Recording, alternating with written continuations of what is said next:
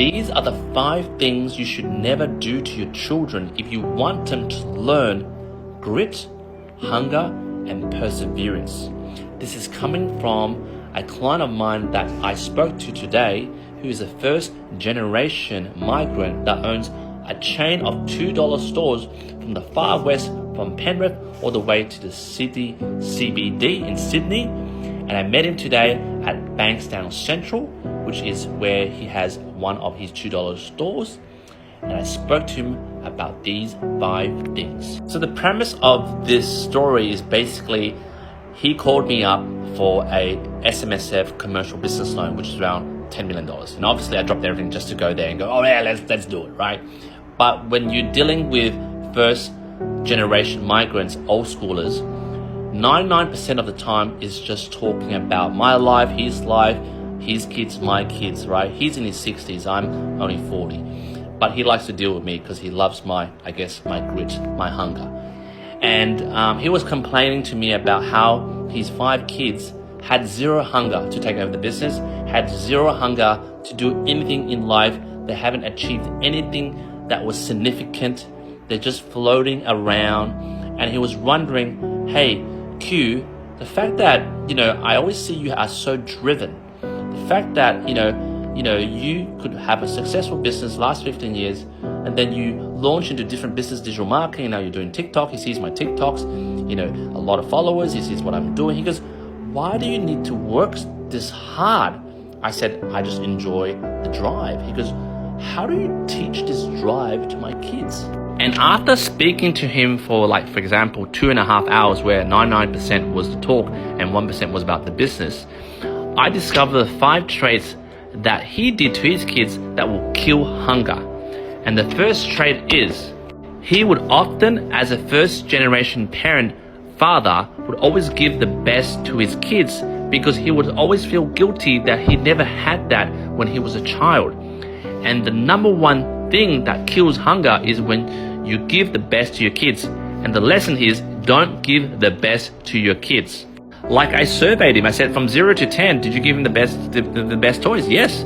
Do you give them the best clothes? Yes. Nike from JD, $300. The 9-year-old is wearing them. From 10 to 18, he gave them the best tutors, the best private schools. They didn't need to work in his business. He provided because he was the first generation father. He wanted to provide for his second generation kids. And from 18 to 25, he bought all their cars. Whatever car up to $60,000, he would pay for. And that was no issue at all. And the second thing that I noticed that he would do to his kids after speaking to him for that long was that he will often, out of positive encouragement, tell his kids what they want to hear. And what happens is, if you want to build hunger in your kids, don't tell your kids that they're good when they're not. For example, he has 5 kids. Let's call him the big daddy, right? He's got 1 kid that is a paramedic in the USA, 1 kid, she's a dancer in the UK, 1 kid has been studying since 0 to 30 years old. He's got 3 PhD, keeps on studying, have never worked in his life. He have 1 kid who's a bit of party goer, lives in a back granny flat, and all he does is sports bets with his mates every day, watching NRL and all these different types of sports to bet on. And another kid that is an aspiring actor and is studying at NIDA. And all these kids, except this young kid over here, they're all 30, 33, 35, all right? And he feeds them money to pursue their goal. But never once he speaks to them and go, hey mate, I don't think you're really making it in what you're doing. If I was to turn off my tap over here, you guys won't make it. This dancer, no way. This person that keeps on studying, what? You gotta marry a wife and then have kids and then study some more? Where you gonna get a job from? If you turn off the tap, this is not gonna happen.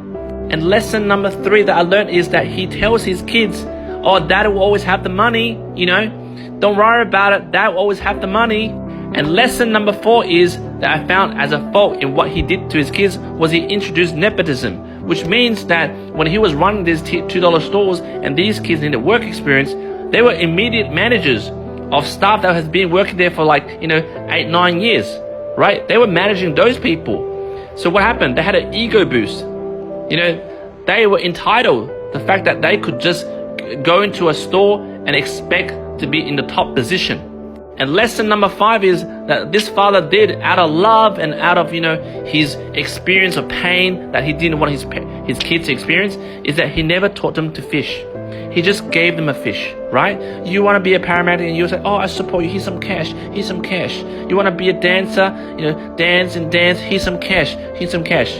Instead, he didn't teach them how to fish. Maybe this guy could open his own paramedic or whatever medical practice as an entrepreneur. This person could open her dance studio. This person could open a tutoring school, whatever, right? He never taught them how to fish and run a business, except that he was only the provider. I said to him, mate, yes, I am 40 years old and you're, near 60, grey hair and stuff. And I'm not saying I'm wiser than you, but you can't make someone hungry and grit if you have your silver spoon and feeding them daily with food to keep their tummy full. You cannot have someone hungry when they're full every single day. And I said to old mate, in summary, I didn't have any of this, right? I never got the best things, right? I was told I was never great, okay? I had to prove that I am great, right? And, my dad always told me, I don't have money. You don't have to take 1 cent from me. And in terms of nepotism, my dad never had a business, right? He was like, he wasn't even working. Because by the time he came here through the refugee visa, he was already 50. He was already retired. He wanted me to go work to bring him money. And the thing is, he never taught me to fish. I had to find mentors that will teach me to fish. But again, this story isn't about me. It's about how do you teach your second generation kids as a first generation parent or migrant grit and hunger.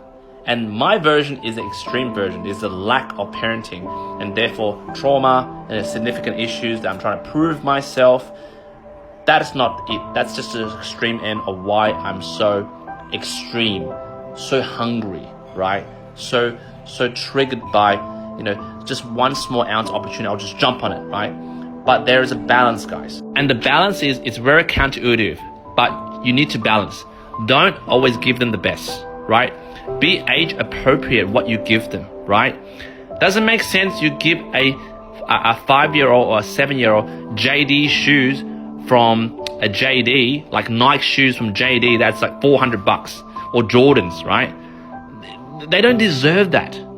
Just be age appropriate. Don't give them the best. When you don't give them the best, doesn't mean you don't give them you give them the worst, right? You gotta be able to give them enough so they're hungry. Okay? If they want the best, they work for it. And for the kids, if they're shit at something, tell them. If they're drawing something and the drawing's outside line, oh, don't go, it's great. No, don't go, oh, shit. Just go, look, you could do better. Maybe drawing it within the lines. Maybe that look nice.